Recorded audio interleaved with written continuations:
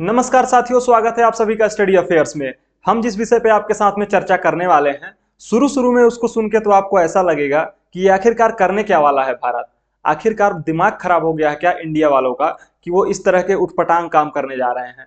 अफगानिस्तान को ट्रेनिंग देने की क्या जरूरत है, जबकि सबको पता है कि अफगानिस्तान के अंदर तालिबान की सरकार है और तालिबान के बारे में कहने की जरूरत नहीं है बहुत ज्यादा कि वो आतंकवादियों से रिलेशन रखता है या फिर आतंकवादी संगठन उसको माना जाता है। लेकिन थोड़ा सा विचार करिए गौर से कि एक्चुअल में अफगानिस्तान में जो गवर्नमेंट है तालिबान की, उसको बनाया किसने? अमेरिका ने। उसको तालिबान या फिर टेररिस्ट घोषित किया किसने?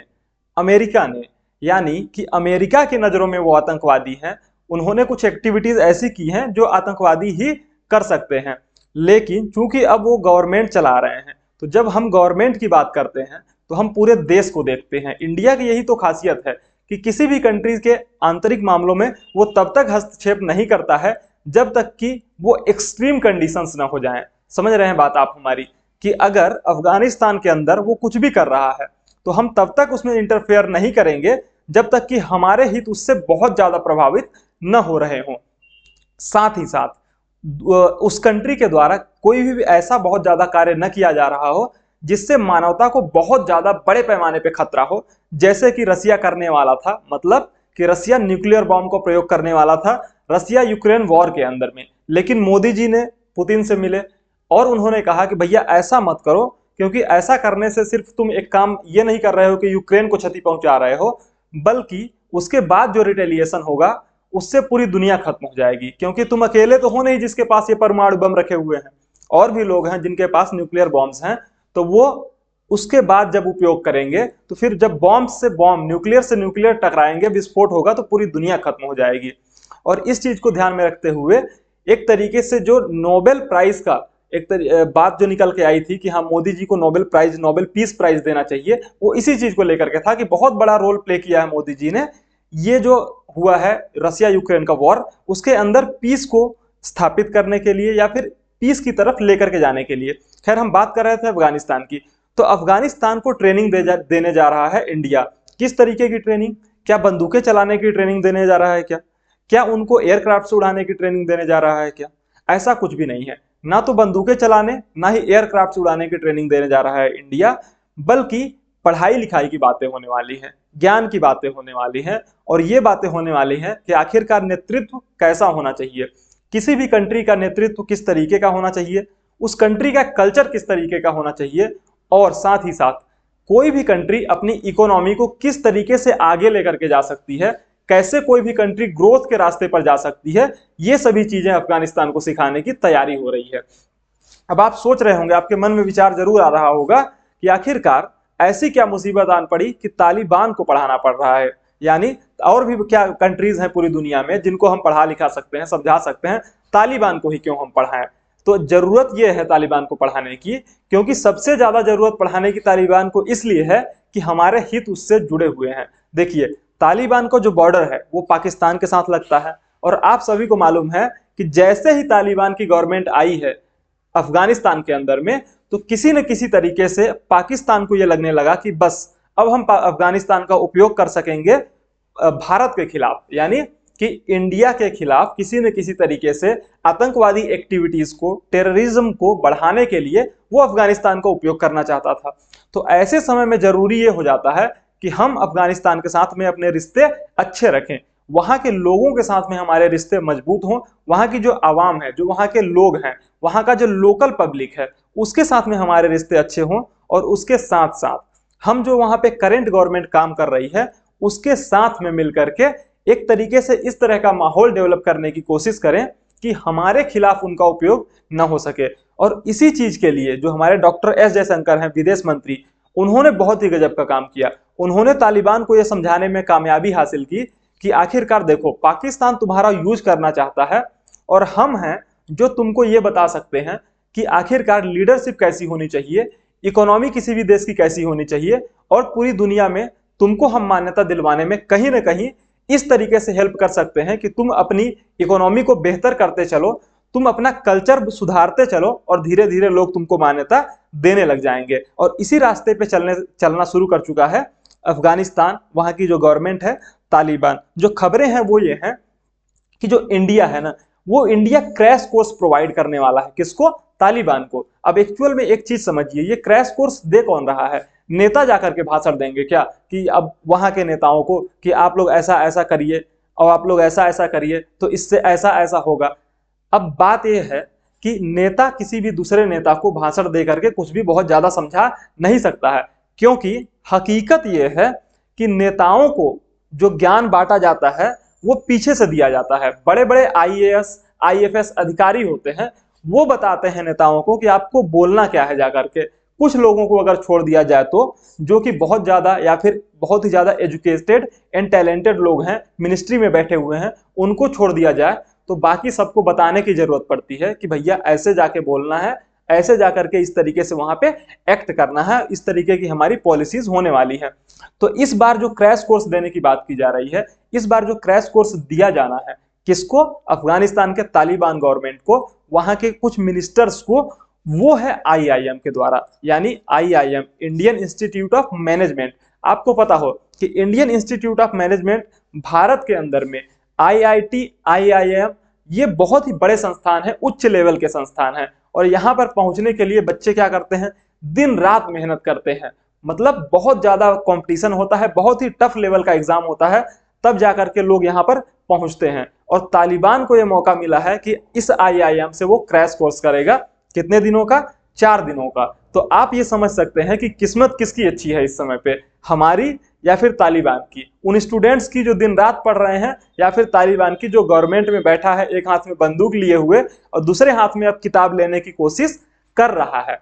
तो अगर ये कोशिश कामयाब होती है, तालिबान किताब लेने में कामयाबी हासिल कर लेता है, तो जरूर कहीं ना कहीं इंडियन डिप्लोमेसी की एक बहुत बड़ी जीत होगी कि हमने तालिबान का जो रुख है या फिर तालिबान का जो बिहेवियर है उसको बदलने में एक बहुत बड़ी भूमिका निभाई है, कि हम धीरे धीरे करके इंडिया ही नहीं बल्कि पूरे वर्ल्ड में अपनी छाप इस तरीके से बना रहे हैं कि दुनिया में कहीं पर भी एजुकेशन की बात होगी तो वहां इंडिया होगा, दुनिया में कहीं पर पीस की बात होगी तो वहां पर इंडिया होगा, जब दुनिया में कहीं पर भी ग्रोथ की बात हो रही होगी, पर्यावरण की बात हो रही होगी, तो वहां पर इंडिया होगा। और इसी सब चीजों को ध्यान में रखते हुए ये कार्य किया जा रहा है। पिछले कुछ समय में जो एक्शंस लिए गए थे तालिबान की गवर्नमेंट के द्वारा, वो थोड़ा सा एक तरीके से निगेटिविटी को दर्शाते थे। कैसे? कि तालिबान ने अपने यहाँ पे वीमेंस को बैन कर दिया, पढ़ाई लिखाई से वंचित कर दिया। किसको? महिलाओं को, कि बेटा तुम लोग अब जाओगे नहीं स्कूल्स, तुम लोग हायर एजुकेशन नहीं ले पाओगे, पढ़ लिख नहीं पाओगे। और इन्हीं सब चीजों की वजह से एक चीज और ज्यादा जरूरी हो जाता है कि तालिबान के लोगों को पढ़ाने से ज्यादा सबसे पहले तालिबान के मिनिस्टर्स को, तालिबान की गवर्नमेंट को, यानी अफगानिस्तान के अंदर में जो गवर्नमेंट है उसको पढ़ाया जाए, उसको ट्रेनिंग दी जाए कि तुमको कैसे सोचना है पूरे वर्ल्ड लेवल पे, कैसे तुमको सोचना है कि पूरी दुनिया में जो ग्रोथ हो रही है वो एजुकेशन की वजह से हो रही है। तुम महिलाओं को बैन करके, महिलाओं को पढ़ाई लिखाई से वंचित रख करके अपने देश का विकास नहीं कर पाओगे। और इन्हीं सब चीजों को ध्यान में रखते हुए इंडिया क्या करने वाला है? 4 दिनों का क्रैश कोर्स आईआईएम के टॉप ऑफिसर्स के द्वारा, टॉप ऑफिशियल्स के द्वारा, जो भी पढ़े लिखे लोग हैं उनके द्वारा इनको ट्रेनिंग दिलवा रहा है। जो इसका टॉपिक होने वाला है वो क्या है? वो है इकोनॉमिक्स, लीडरशिप, यानी कि तुमको अपना जो देश का आर्थिक स्थिति है उसको कैसे मजबूत करना है, लीडरशिप तुम्हारी कैसी होनी चाहिए, इन सभी चीजों पे क्रैश कोर्स प्रोवाइड करने की बात की जा रही है। साथ ही साथ जो ये कार्य हो रहा है वो किया जा रहा है आईटीईसी प्रोग्राम के द्वारा। आईटीईसी प्रोग्राम का मतलब क्या है? कि इंडियन टेक्निकल इकोनॉमिक कोऑपरेशन।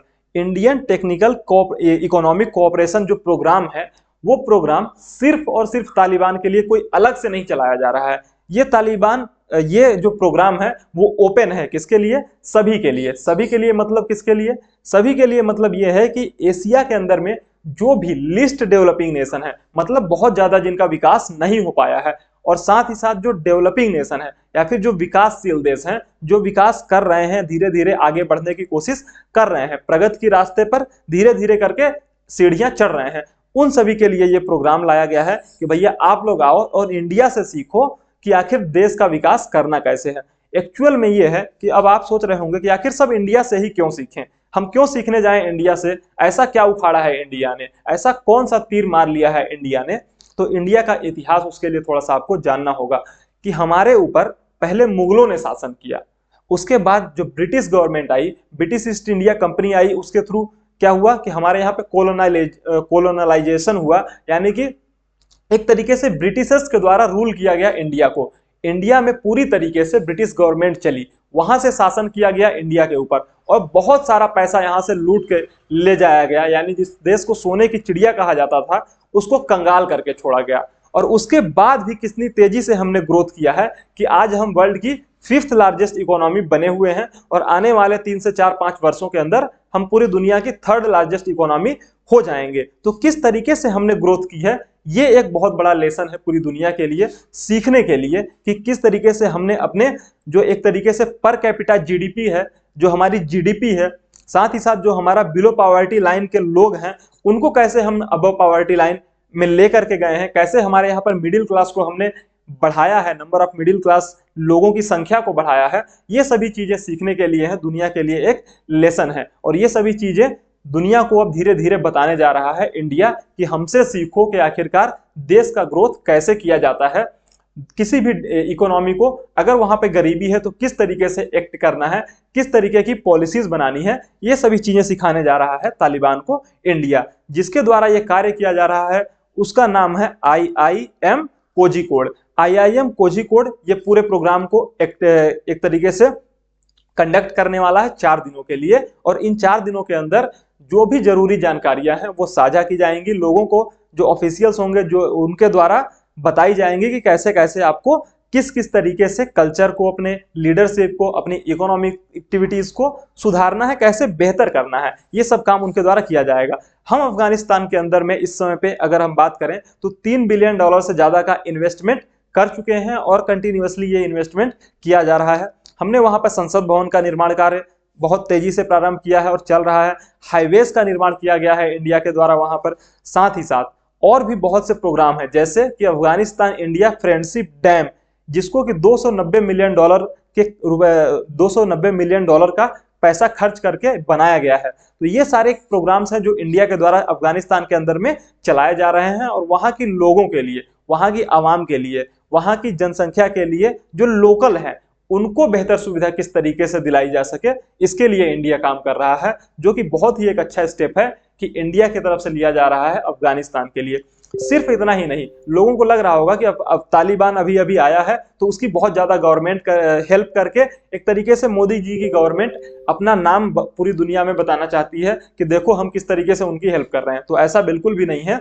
जो हमारा बजट सेशन आया था उसमें हमने बकायदा नेपाल के लिए, भूटान के लिए, बांग्लादेश के लिए, साथ ही साथ एशिया के अंदर में जो भी कंट्रीज हैं जो कि लिस्ट डेवलपिंग नेशंस हैं, उनके लिए हमने एक अलग से बजट अनाउंस किया, पैसा निकाल के दिया कि भैया ये लो, इस तरीके से हम आपकी हेल्प करने वाले हैं और इस तरीके से हम आपके यहाँ पर इन्वेस्टमेंट करने वाले हैं। तो सिर्फ अफगानिस्तान ही नहीं बल्कि एशिया के अंदर में पूरे जो भी लिस्ट डेवलपिंग नेशंस हैं उसमें से मैक्सिमम नंबर्स में से जो भी कंट्रीज हैं उनको इंडिया हेल्प कर रहा है, और कंटिन्यूअसली अलग अलग माध्यम से उनको हेल्प प्रोवाइड करने की कोशिश की जा रही है। तो ये थी पूरी खबर जो हम आपके लिए लेकर के आए थे। अगर आपको वीडियो पसंद आता है तो इसे लाइक कीजिए, चैनल को सब्सक्राइब कीजिए, और अगर आप हमसे कनेक्टेड रहना चाहते हैं, हमारे वीडियोस को जल्दी से जल्दी पाना चाहते हैं, तो उसके लिए आप हमारा टेलीग्राम का चैनल ज्वाइन कर सकते हैं जिसका नाम है study affairs by Supreme Jaiswal. Thank you so much.